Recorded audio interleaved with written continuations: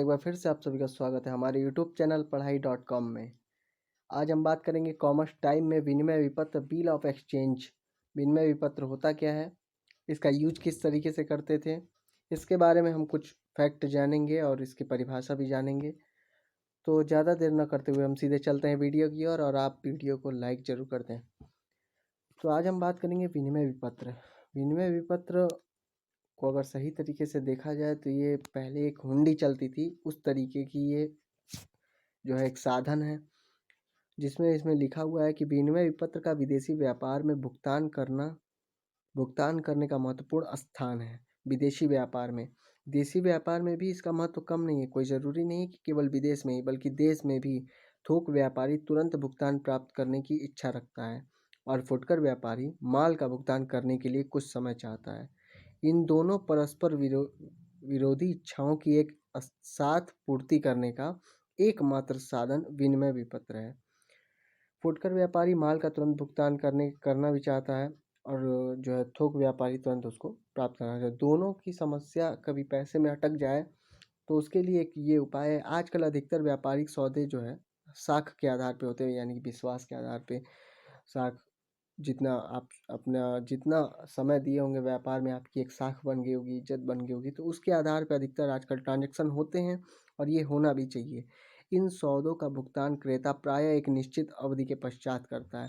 कोई भी ट्रांजैक्शन अगर हो जाता है तो उसमें उस व्यापारिक सौदे के लिए विनिमय विपत्र का प्रयोग किया जाता है। कोई भी ट्रांजैक्शन अगर हो जाए तो एक निश्चित अवधि यानी कि एक निश्चित समय सीमा होती है कि इतने महीने या इतने साल बाद या फिर इतने दिन बाद हम आपका भुगतान कर देंगे।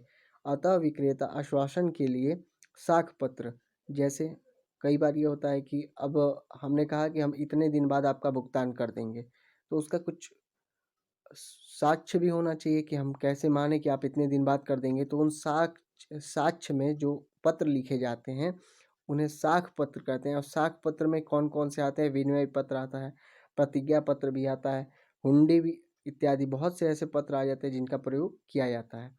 अतः व्यापारिक सौदों के लिए विनिमय विपत्र का प्रयोग ही अधिक होता है। अधिकतर जो है विनिमय विपत्र का ही प्रयोग होता है। विनिमय विपत्र की परिभाषा के बारे में हम जानेंगे तो भारतीय विनिमय साध्य पत्रों के अधिनियम 1881 के अनुसार 1881 के अनुसार है कि विनिमय विपत्र एक शर्त रहित लिखित आज्ञा पत्र है। शर्त रहित लिखित आज्ञा पत्र है जिसमें लेनदार अपने ऋणी को यह आदेश देता है कि वह एक निश्चित धनराशि या तो स्वयं दे या उसकी आज्ञा अनुसार किसी अन्य व्यक्ति को दे, या फिर विपत्र के धारक को मांगने पर, यानी कि जब हम मांगे, या फिर एक निश्चित अवधि के पश्चात भुगतान कर दे। यानी कि इसमें 4 पॉइंट है। पहला कि वह एक निश्चित धनराशि या तो स्वयं हमें दे लाके, दूसरा या हम जिसको भेज रहे हैं उसको तुरंत दे दे, या फिर जिसके पास ये पत्र रहेगा और जब वो मांगेगा तब उसको दे, और चौथा कि एक निश्चित अवधि के पश्चात खुद ही भुगतान कर दे। तो ये होता है विनिमय विपत्र के अंतर्गत। अब हम बात करेंगे कि विनिमय विपत्र के कितने पक्षकार होते हैं कम से कम। तो कम से कम जो है इसके 2 से 3 पक्षकार होते हैं। पहला होता है लेखक, जो पाने वाला भी होता है और या फिर कहें लिखने वाला भी होता है। इसे आहर्ता कहते हैं या ड्रॉअर कहते हैं। जैसे लेनदार अथवा विक्रेता ही बिल का लेखक होता है, यानी कि अगर हम माल बेच रहे हैं तो हम ही लिखेंगे ना कि भाई आप कब देंगे। तो विनिमय विपत्र जो लिखेगा उसको ड्रॉअर कहेंगे या आहर्ता या फिर लेखक भी कह सकते हैं। दूसरा होता है ड्रॉई, स्वीकर्ता अथवा आयई, जिस पर विपत्र लिखा जाता है, यानी कि जो बिल को स्वीकार करता है, स्वीकर्ता अथवा आहरी कहलाता है। देनदार अथवा क्रेता ही बिल को स्वीकार करता है। देनदार अथवा क्रेता ही बिल को स्वीकार करता है। और तीसरा होता है प्राप्तकर्ता अथवा आदाता, पेई, जिसको बिल का भुगतान मिलता है। प्राप्तकर्ता अथवा आदाता कहलाता है। बहुत बार लेखक ही प्राप्तकर्ता होता है। तो अगर आप मुख्य रूप से देखें तो 2 ही होते हैं और कभी कभी किसी सिचुएशन में 3 हो जाते हैं। पहला एक ड्रॉअर होता है, दूसरा ड्रॉई होता है, ये तो आपका कंपलसरी है हर सिचुएशन में होना ही। और तीसरा पेई, यानी कि ये पेई कभी कभी ड्रॉअर भी हो सकता है और कभी कभी कोई थर्ड पर्सन भी हो सकता है।